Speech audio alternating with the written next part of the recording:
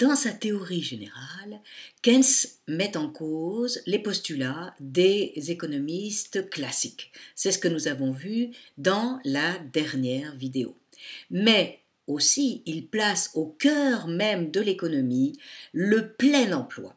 Et c'est pourquoi il va discuter, il va montrer ou démontrer l'inefficience, à ses yeux, de la théorie classique du marché du travail. Pour les classiques, comme nous l'avions vu dans une vidéo sur le travail et la flexibilité du travail, le marché du travail doit être laissé libre. Quand il y a un marché du travail qui fonctionne librement, on a une offre de travail qui peut être très importante en cas de chômage, puisque dans ce cas-là, beaucoup de chômeurs viennent offrir leur travail sur le marché du travail. Et dans ce cas-là, il y a peu de demandes de la part des entreprises. Et que doit-il se passer? Il doit se passer ce qui se passe dans tous les marchés, c'est-à-dire il doit y avoir une baisse des prix. Or, cette baisse des prix, en fait, c'est la baisse du prix du travail, c'est-à-dire la baisse des salaires. Donc, dès qu'il y a chômage, il doit y avoir baisse des salaires, et cette baisse des salaires permet aux entreprises de penser qu'elles risquent d'être plus compétitives qu'auparavant, puisqu'elles vont avoir des salaires moins chers à payer, et donc elles pensent que dans ce cas-là, il serait peut-être intéressant de pouvoir embaucher de nouveaux salariés pour pouvoir produire plus, exporter, etc. Cela, c'est la théorie libérale du marché du travail. En fait, Keynes pense que le résultat d'une baisse des salaires n'aura pas du tout les conséquences que les classiques ou les libéraux pensent pouvoir obtenir avec cette baisse des salaires. Pour les keynésiens, la baisse des salaires préconisée par les libéraux n'est pas du tout la solution pour faire baisser le chômage. Pourquoi? Parce qu'une baisse des salaires entraîne une baisse des revenus. Et si les revenus baissent, que va-t-il se passer? Il y aura une baisse de la consommation. Et cette baisse de la consommation va entraîner une baisse de la demande.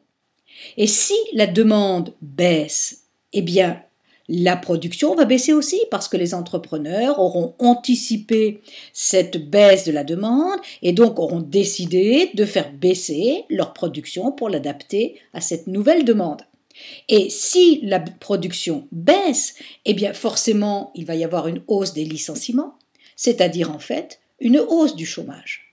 Donc, la baisse des salaires entraînera une hausse du chômage, pensent les keynésiens, et non pas une baisse, comme le pensent les libéraux.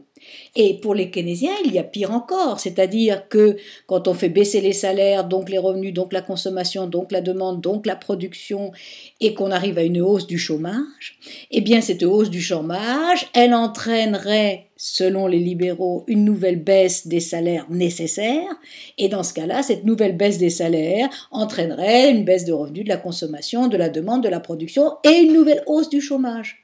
Et on entre ainsi dans un cercle vicieux qui est le cercle du sous-emploi. On voit bien que pour Keynes, la baisse des salaires, loin de faire baisser le chômage comme le disent les libéraux, au contraire le fait augmenter. Et pensent les keynésiens, si l'on baisse les salaires, c'est pas du tout pour cela que les entrepreneurs décideraient alors de faire augmenter le nombre des salariés en se disant c'est très bien, les salaires sont faibles, je vais pouvoir avoir des coûts de production plus faibles, donc je vais prendre des salariés supplémentaires. Non, disent les keynésiens, c'est pas du tout ce qu'ils vont faire, parce qu'ils vont anticiper une baisse de la demande et donc vont décider de faire baisser la production. Or, aucun entrepreneur qui a l'intention de faire baisser sa production ne va augmenter le nombre de ses salariés. Donc, on voit bien que pour les keynésiens, le raisonnement par le marché qui est celui des libéraux est un raisonnement qui ne tient pas. Et on voit que la manière de raisonner des libéraux est totalement différente. C'est-à-dire, d'un côté, les libéraux raisonnent en fonction des marchés, alors que les keynésiens raisonne en fonction d'un circuit, si vous voulez, c'est-à-dire on essaie de comprendre ce que les différents éléments vont entraîner comme éléments supplémentaires et ce que cela donnera à l'arrivée. Donc on voit bien que c'est un mode de fonctionnement totalement différent et que le fonctionnement keynésien, il est au niveau macroéconomique, c'est-à-dire on regarde l'ensemble de la baisse des salaires, l'ensemble de la baisse des revenus et on voit le résultat ici qui est l'augmentation du taux de chômage, c'est-à-dire d'un agrégat au niveau macroéconomique. On comprend dans ce cas-là que pour les keynésiens, le chômage n'est pas du tout un chômage volontaire. Ce n'est pas le fait de chômeurs qui ne veulent pas travailler parce qu'ils considèrent que le salaire est trop bas. C'est tout simplement le fait que les entreprises anticipent une production à la baisse et qu'ils ne vont pas embaucher de nouveaux salariés, quelle que soit la baisse du salaire, et même ils vont licencier puisqu'ils estiment qu'ils vont produire moins, donc pourquoi embaucher de nouveaux salariés?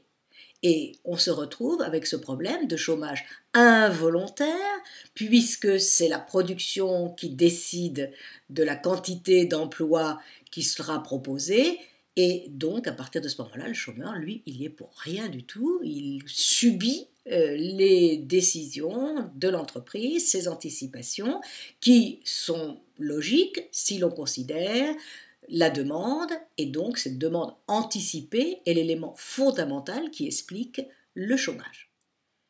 Quelles peuvent être les solutions keynésiennes au problème du chômage? Eh bien, nous avons vu, tout dépend de la demande effective. Cette demande effective, nous savons que c'est la demande d'une part de biens de consommation de la part des ménages et d'autre part la demande des entreprises qui investissent et qui achètent donc des machines. Comment faire pour que cette demande effective augmente? Eh bien là, c'est le rôle de l'État. L'État peut faire augmenter cette demande effective. Première possibilité, c'est de faire augmenter les allocations et les prestations que l'État distribue, c'est ce qu'on appelle les revenus de transfert, c'est-à-dire les allocations parents uniques, handicapés, le RSA, etc. Dans certains cas, il peut être possible de faire augmenter le salaire minimum. Bon, ce n'est pas toujours possible parce que les entreprises, au moment du chômage et pendant qu'elles vont produire peut-être un peu moins, peuvent difficilement payer plus les salariés.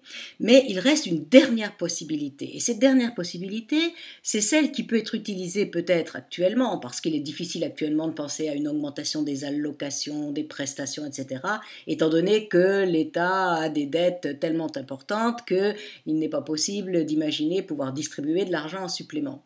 Mais par contre, la possibilité, c'est d'utiliser les impôts.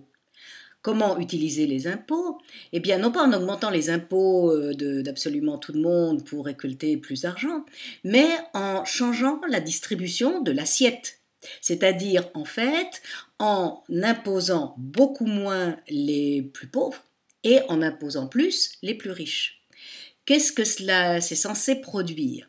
Eh bien, en fait, on sait que les plus pauvres, si on leur laisse un revenu supplémentaire, ils vont consommer tout ce revenu supplémentaire. C'est ce que l'on appelle la propension marginale à consommer, c'est-à-dire qu'est-ce que l'on fait en plus. Donc ici, qu'on vous laisse un peu plus de revenus en diminuant les impôts, eh bien dans ce cas-là, qu'est-ce qui va se faire? Vous aurez un peu plus d'argent et si vous êtes vraiment pauvre, la première chose que vous allez faire, c'est que vous allez le dépenser. Donc, cela fait augmenter la demande globale.